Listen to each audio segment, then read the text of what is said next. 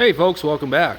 Well, we got the 1972 Chevy El Camino back in the shop again. I've had it in a couple of videos and everything. So what we're going to do today is not today, but in a matter of a couple of days. I don't know exactly how I'm going to do this particular deal. It might be a series of videos on this because we are installing a air conditioning system.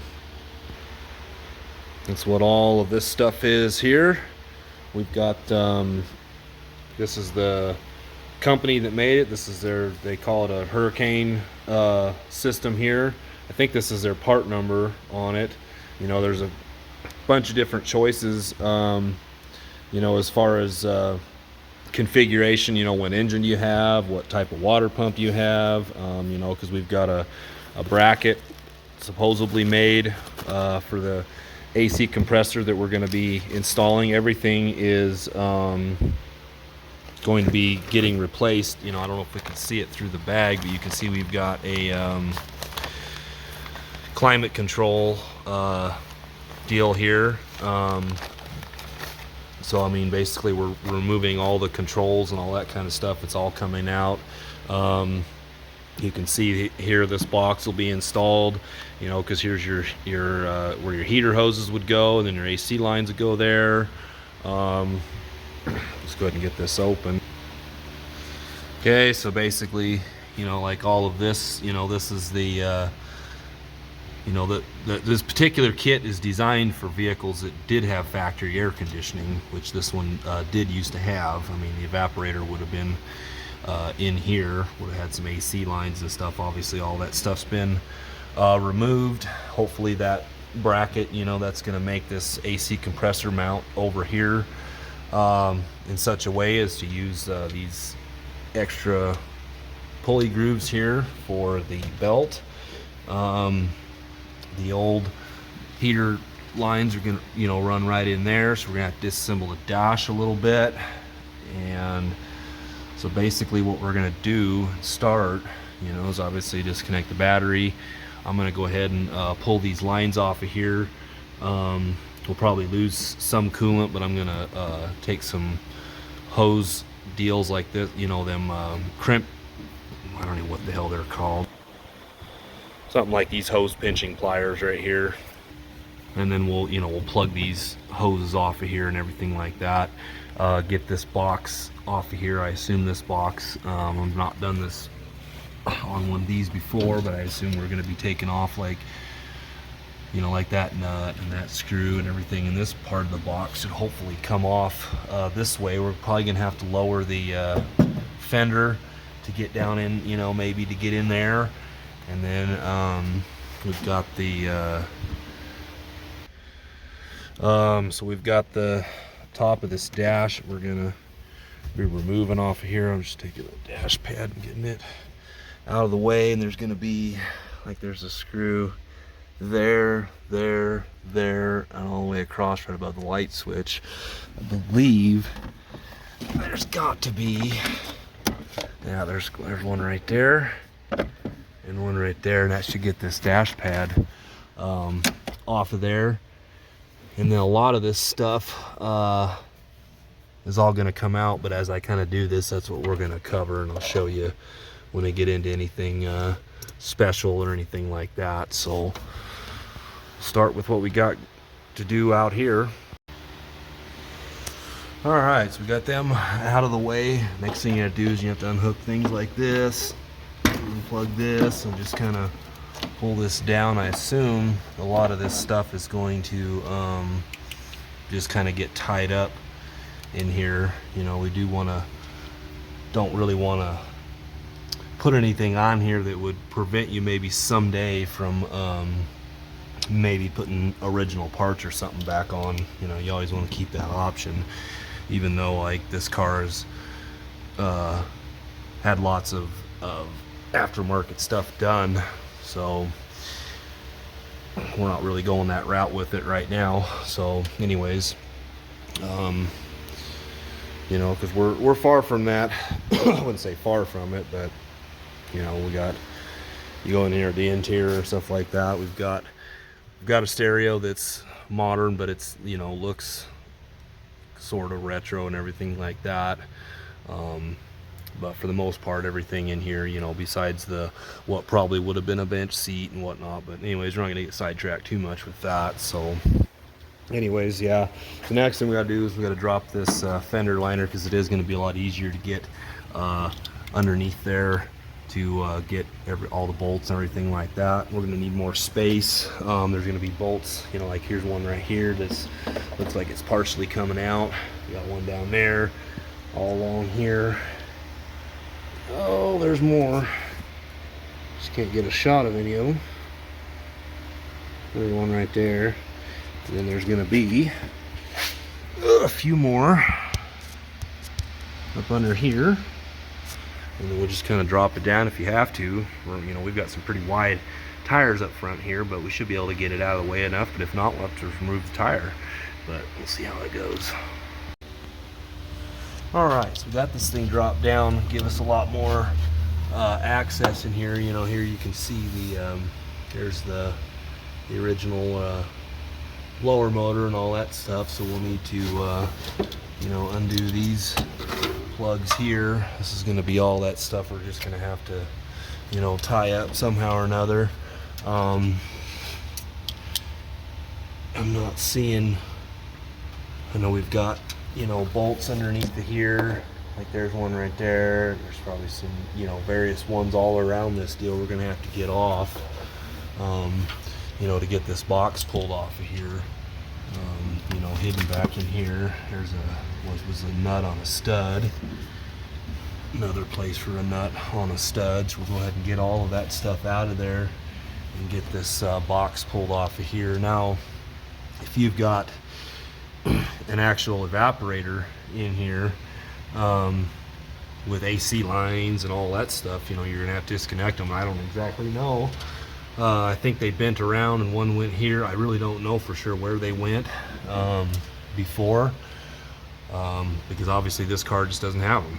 So it's all been taken off. This box should be original. That's what it should look like. But I just, yeah, I don't, if you got AC lines, you'll just have to figure out how to get them off. So all right, so now we got this thing loose. Just got to get it finagled out of here. I'm not exactly sure what this is for, but it, you know, you can see it was bolted on right there, so I just removed it, kept it plugged in. We'll just leave it there for the time being, and I will get this out and I'll show you where all the location of the bolts are and everything like that, but it's all loose and everything, so we can get it pulled out of there. All right, so this was in there exactly like that. So the two hardest bolts are this one, not too bad. That one, get it underneath through the fender this way. This one I just went along up top there with, you know, something like that. These are all the various bolts that came out. Some were 7/16 headed, some of these were, you know, and that's all going to vary depending on what's been done, is if yours is taken apart. But as you can see, we got one there, one there, one there, there was one there, one here, one here. This is, you know, kind of blocked back behind the engine block, so you'll have to get in something like oh, I had a flex gear wrench or whatever around here somewhere, but I don't know where it went. And then we got one right here, and then there's two right here, and then that got all this off of there. So like I said, if you've got AC lines coming out of here, you're gonna have a little bit different story. But anyways, that's that. This is what this looks like back here, you know, because this is the blower motor right here, you know, which would have normally brought air across your air conditioning evaporator into here, and then would go into here. And depending on which way you had this set, like right now, it would just be going right straight in to your air conditioning ducts. But if you were to move your hot temperature or whatever, which we'll go ahead and do, this would move over here like this, and your heater core's right back in there. So Okay, so there's the position if it was hot air. You know, this, you see how the door closes there and goes right straight into the heater core there. But all of that, like I said, is all built in to the new system here. So anyways, we'll keep on going. Okay, so with the dash pad out, we don't get a whole lot of access from up top here, but we're gonna have to get this this ducting, you know, out of here. I'm pretty sure we're going to be replacing it. That one's breaking anyways, so but get that out. Okay, so the next thing I'm gonna do, you can see when we get here, you know, like there's gonna be a screw, just kind of showing the light on there, you know, and like right there, which I can see but the camera can't. Well, let's maybe show it down here. You know, like here's a screw to get it out, to get this, you know, this box and all that stuff. We're gonna end up taking this piece off of here. Man, these freaking LED pin lights, they're either too much light or there's not enough. Trying to show something like that right there, because that's one of the studs on the other side. So a lot of it you've already taken off if you've done it that way, you know.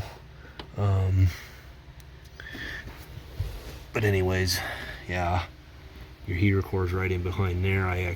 This was cracked and I was sitting there pushing on it and then it broke. Not that it really matters, but anyways, they said we're gonna get these ducts out of here. We're gonna take this screw out. This should come off. That's also hopefully gonna give us enough room to get this controller out of here and see what else we need to do, because here's your defrost ducts right here. We need to be hooking them up. Your air conditioning ducts and all that stuff should be reused, especially like this part of it anyways. I'm not exactly sure what parts of the hose and piping and all that type of stuff we're going to be reusing or not, so anyways, we'll do that. All right, so that piece does come out of there. So that's going to get us to the back of this controller. Be able to get to it. There should be just, you know, some couple of screws, like one right here and another one right there, probably a couple on this other side, or one probably just one down here. I'm going to pull all these vacuum lines off of here. We're going to have to find the source of where all these get their vacuum. We're going to have to plug that off and, you know, and then undo all these electrical wires and stuff like that. You know, some of them they're probably going to tap into with the new system as far as, like, you know, getting power. I'm not exactly sure. Maybe it'll all just go in and it'll tap off the fuse panel. I don't know for sure exactly. We haven't looked in that far. But yeah, we're gonna have to get all this out of here and get this controller box out. And then yeah, keep on going there. All right, so here's the controller, how it sits. So there's a screw clear down here, or, you know, and that's these are all 1/4 inch headed screws. It was accessible underneath the dash.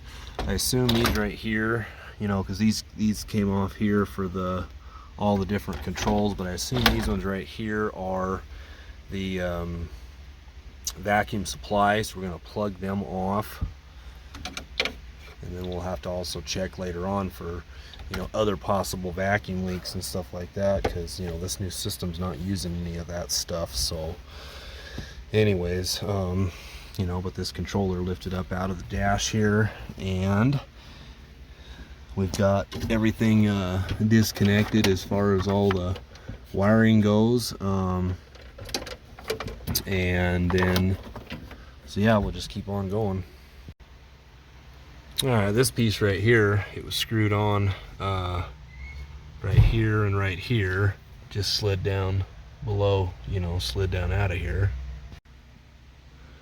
All right, so what we're gonna go ahead and do now is gonna pull this box out of here.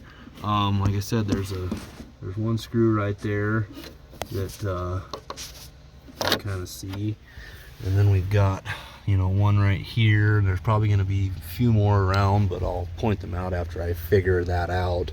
I went ahead and pulled this thing off of right here, and through these little holes, they've got these little studs and nuts. Now the stud actually came completely out, but they're threaded in there.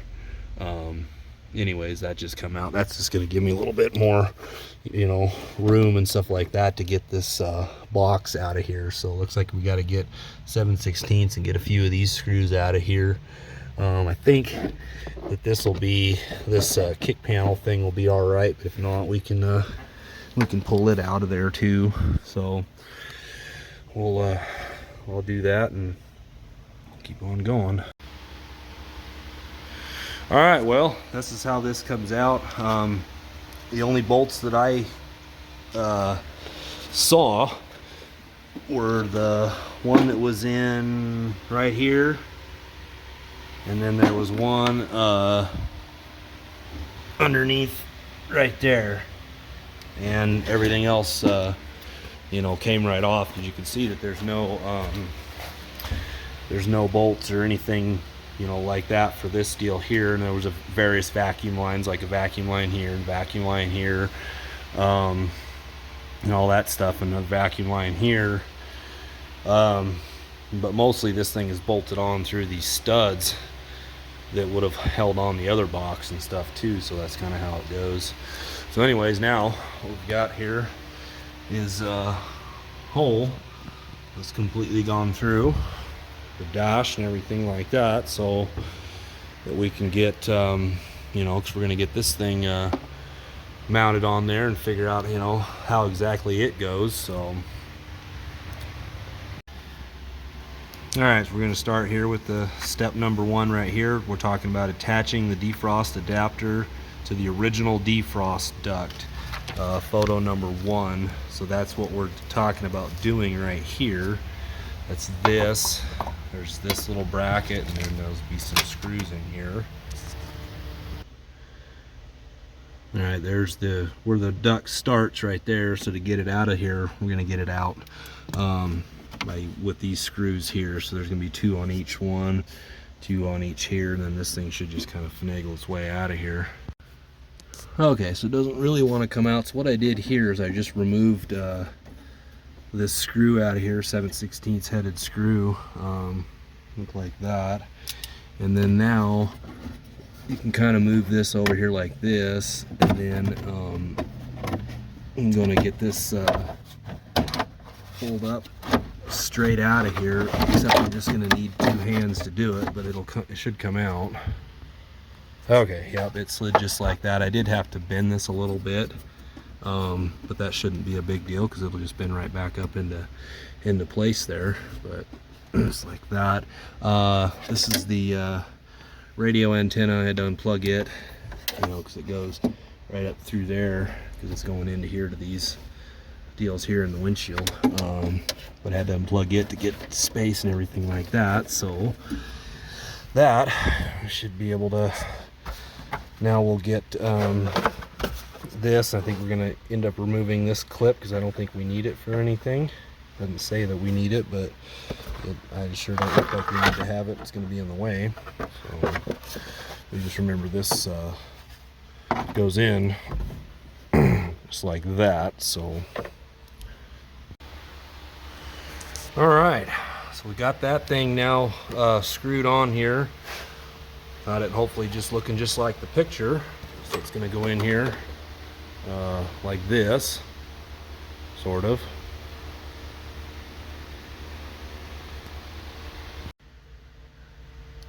All right, so we got that all installed there like that. I actually elected to use a little bit longer of a self-tapping screw instead of that one they sent. I think this was a lot easier to get put in there. But anyways, that's in there. It's in pretty solid and everything. So there's going to be a hose or something that goes up to there, depending on how all that goes. So anyways, I think I'm going to stop this video here right now, and this will be part 1.